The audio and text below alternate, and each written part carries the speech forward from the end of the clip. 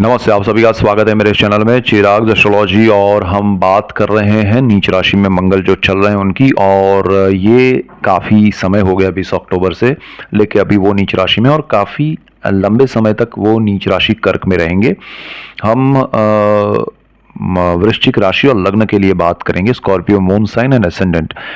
ये समय इसलिए जाने दिया है क्योंकि आप खुद ऑब्जर्व करें कि आपका 20 अक्टूबर से लेके अब तक का समय जो जो स्थान की आज हम बात करेंगे उसको लेके कैसे गुजरा है, आपने उसमें क्या रिजल्ट्स पाए हैं और उसमें आपको क्या प्रॉफिट लॉस या अच्छा बुरा पॉजिटिव नेगेटिव लगा है, अर्ली या डिले, उसमें क्या रिएक्शन मिले हैं, क्या एक्शन हुआ है।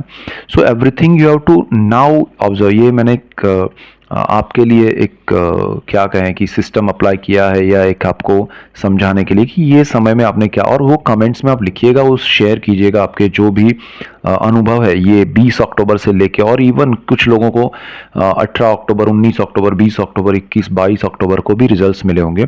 हम स्कॉर्पियो के लिए बात कर रहे हैं। स्कॉर्पियो वालों का लग्नेश है, कुंडली का मालिक है मंगल। और वृश्चिक राशि और लग्न के लिए ये जानना बहुत इंपॉर्टेंट है क्योंकि मंगल आपके भाग्य भुवन में नीच राशि में आके बैठा है। आपके छठे स्थान जहां 1 नंबर लिखा है वहां का भी मालिक है मंगल। तो मंगल आपके कुंडली का मालिक है, आपका छठे भुवन का मालिक है, भाग्य भुवन में नीच राशि में बैठा है कर्क में। तो आपके लिए ये समझना बहुत ज़रूरी है। और ऐसे ही डिटेल वीडियोस मैं आपके लिए लेके आ रहा हूँ, इसलिए आपको मेरा चैनल चिराग एस्ट्रोलॉजी लाइक करना है, शेयर करना है, सब्सक्राइब करना है, बेल आइकन ज़रूर दबाएं ताकि आपको लाभ हो। और आप सबको लाभ होगा तो मुझे खुशी होगी।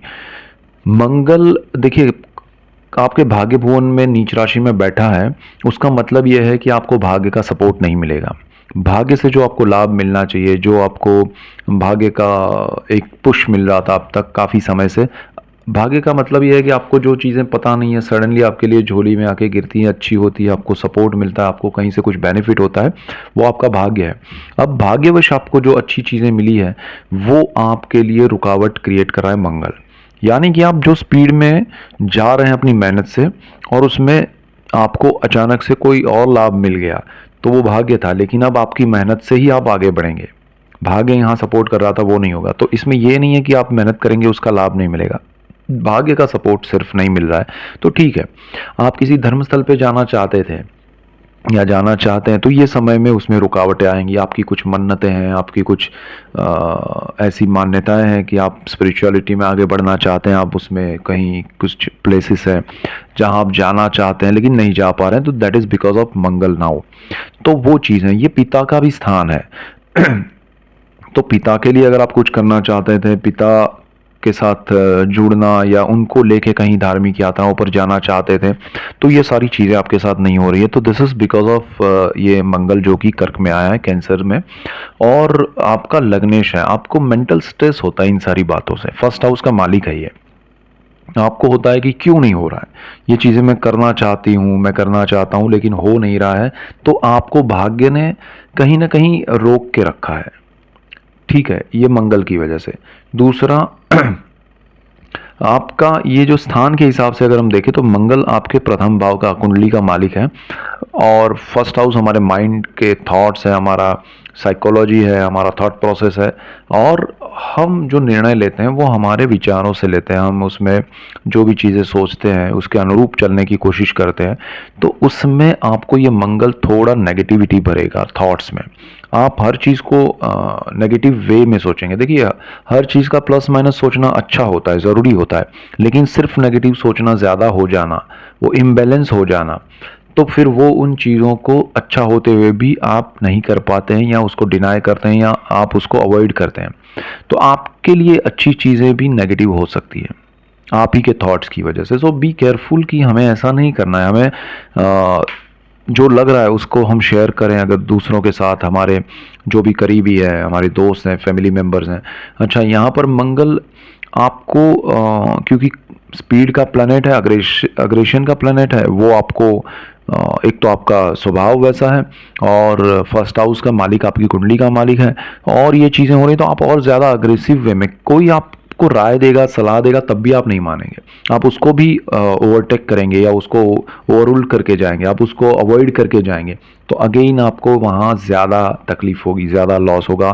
क्योंकि जिसको आप राय ले रहे हैं उनकी नहीं मान के आगे बढ़ रहे हैं, फिर आपको जब रिजल्ट्स पॉजिटिव नहीं मिलेंगे तो वो भी आपको छोड़ देंगे, उससे भी मतलब एक डिस्टेंस क्रिएट होगा।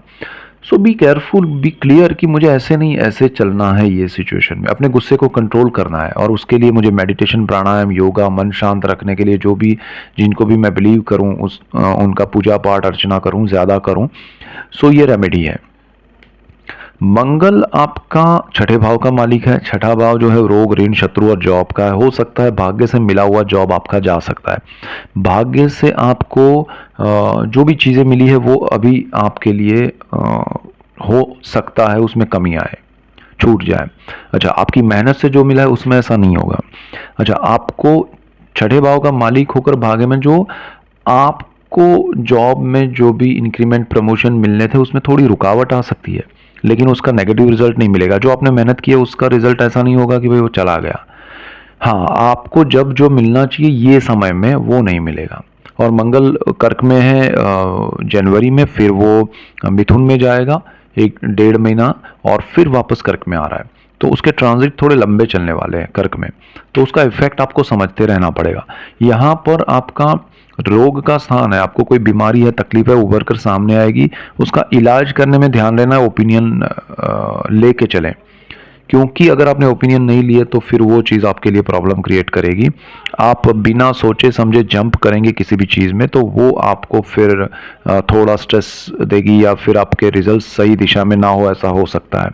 और आपको एक और चीज़ ध्यान रखनी है कि मंगल जो है वो आपका कर्ज का भी मालिक है। अब भाग्य का सपोर्ट नहीं है, आप गलत सोच के या ज़्यादा कुछ बड़ा अलग सोच के दूसरों की राय लेने के बाद भी उनके अपोज में जाके आप आगे बढ़ के कोई बड़ा कर्ज लेके कुछ करने की कोशिश करेंगे तो वो आपके लिए सही नहीं है। अपने जॉब प्रोफाइल में जो आपका मतलब प्रोफाइल है उसके बाहर जाके कुछ करने की कोशिश ना करें तो ज़्यादा बेटर है।